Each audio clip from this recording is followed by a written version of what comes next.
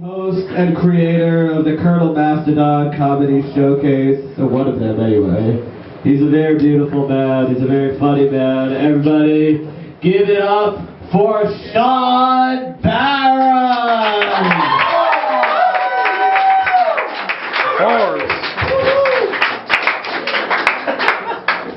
Thank you, Pip. I just want to assure everyone there will be no incoherent freestyle rapping during my set.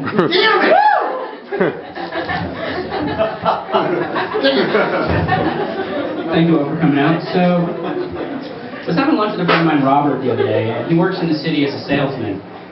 And he just was really stressed out the whole time. He's just like, Shawn, I don't know how I'm going to go on. It's every week I keep failing to hit my targets. And I just looked at him very calmly, and I'm like, Robert, here's what you got to do.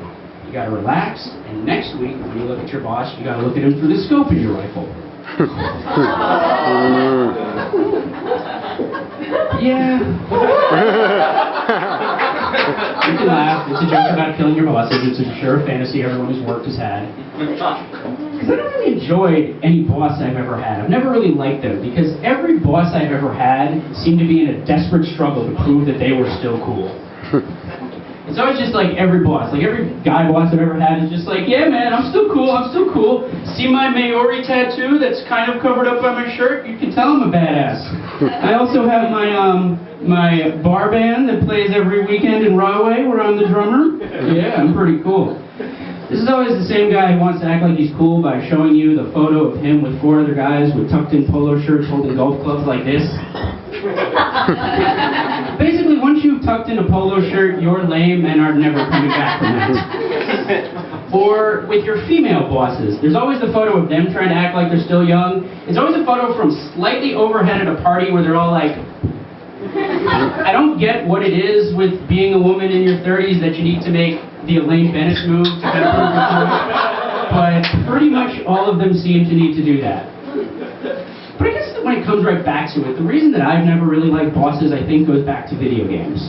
Because video games are the way that pretty much everybody in this room first encountered the term boss.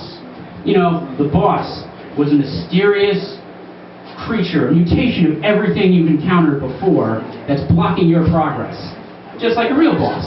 And just like a real boss, I would spend days, sometimes weeks, trying to figure out the necessary strategy to kill my boss.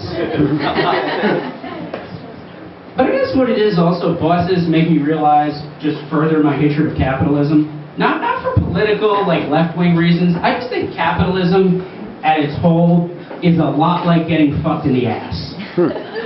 Basically, you submit your body and your will to someone more powerful standing over you, and only about 10% of the population really gets any enjoyment out of it. So let's see what's in the news. So apparently, as a few comments have discussed, NFL players seem to have an addiction right now to beating up innocent people these days. Or at least the news finally seems to want to report on that. I mean, I know it seems so hard to believe that men who get paid millions of dollars to run full speed at other men in an attempt to cripple them might have trouble controlling their anger. But what always gets me with this is, when Adrian Peterson came through, the next day when his scandal broke, they had Charles Barkley, one of the ugliest men in the history of basketball, was basically like, hey, why are you picking on him? Come on, I grew up in the South. Lots of people hit their kids. You shouldn't pick on them just for that.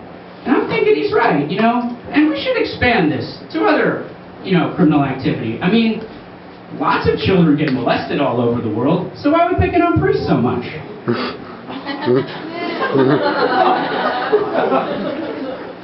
And, how many innocent people get shot around the world every day? But for some reason, the media just won't lay off cops.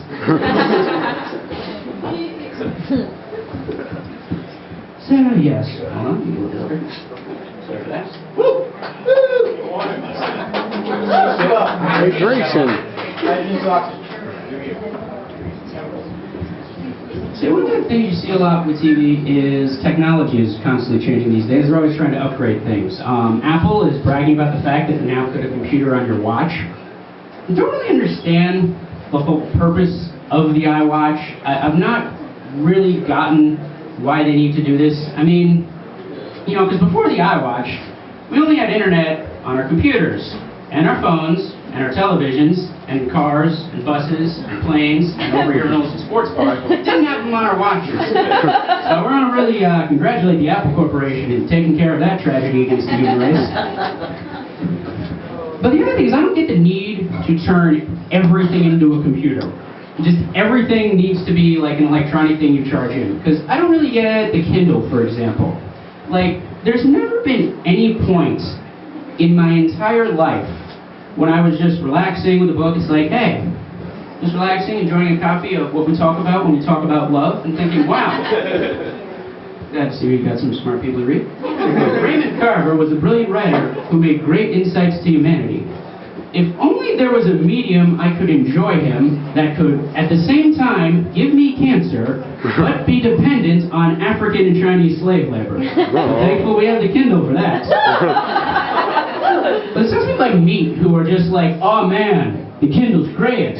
Ever since I got it, I read so much now, it was stopping me before. It was like, yes, you mean this was stopping you from reading, but this is apparently now making it possible for you to read everything. They're just like, no man, the Kindle's so much better, it's so much easier. And I'm like, I don't really think so, because look, I have books that are 50 years old, that are 100 years old. And I've never had to download and update for my eyes in order so that I can continue reading them.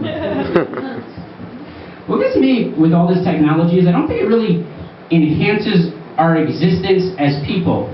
The only thing it really seems to do is make it incredibly easier for us to get dick pics. I don't really understand the logic of a dick pic. I mean, that's apparently our generation's greatest contribute to humanity is the dick pic. But I don't get the logic of it, because let me explain something to everyone who's contemplating a dick pic. Before we had smartphones, before we had the internet, before we had computers, before we had the phone, before we had pants as a species, women were already privileged to far more dicks than they ever wanted to see at any point in their lives. I think instead, if you're trying to send a picture to a woman to impress her and convince her that you're desirable when she doesn't feel that, I think instead you should send a check pic, a picture of your checking account. I think a lot more women are going to be impressed by an overlarge checking account than an overlarge dick these days. I mean, I can just see this conversation going, Marie, you got back together with Robert? Oh yeah, he wasn't that interesting, but then he sent me a check pic, and girl, you should have seen all those zeros. I had to change my penis. And besides, I think a lot of women would just be satisfied when the economy's going with an adequate check pic. You got back together with Thomas. Well, I wasn't thinking about it, but then he sent me a check pic, and it wasn't the largest account I've ever seen, but his rent and car payments are good for the next 18 months, so I'm going to ride this thing out. But I think a lot of the problem, maybe it's like why people send dick pics, maybe check pics, is there's confusion, and I think a lot of the confusion in our world comes from languages. We all speak different languages. I'll give you an example. I lived in Spain for about a year, and when I first got there, I knew a lot of the traditional words, but I didn't know any of the profanity. So, what they like to do in Spain is they like to drink these little beers that are a little under half a pint, called a caña. Excuse me. Now, what I did, for about 3 times till a friend corrected me, is I went up to a bartender and said, Hola, me gustaría 3 coños, por favor. Okay, for everyone in the room who doesn't speak Spanish, coño means pussy. The guy just looked at me and he's like, me too, amigo, me too.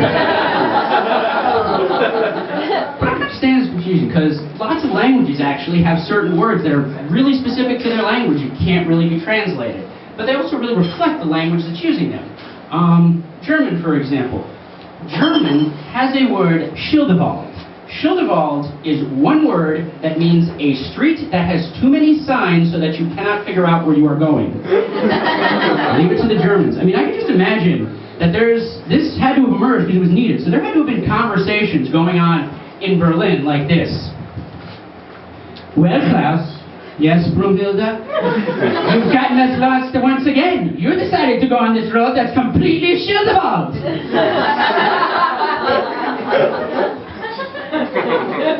Italian has a word, culacino. This word, one word, means the ring on a table when you put a cold drink down. Now, I guess this is a problem. You know, I have a lot of Italian friends. They like their little cappuccinos. They like their glasses of wine. They like their little shots of whiskey. And so there must have been just some time where some Italian father was like, Lorenzo, get in here. You and your no good hoodlum friends. You're leaving culaccinos everywhere. You're breaking your mama's heart. The Russians, a culture known for openness and tolerance, has a word, pochemuchka. Pochemuchka is one word indicating a person who asks too many questions. It's hard to believe that the nation which leads in murdered journalists and suicides in prison would need a word like this. Just imagining one Monday morning after a big meeting in the Kremlin. Ivan, come over here. You should cease pursuing this point. You remember what happened to the last man Putin thought was a pochemuchka? Let me leave you with one last thing. And there's some words that are very similar between languages, but slightly different. I have a lot of Dutch friends, and in the Netherlands, a lot of the words look very similar, pronounced slightly differently. Condom is called a condoom in Dutch. And I think that's appropriate when you think of how many sexual encounters have been doomed via use of a condom. Well, thank you very much.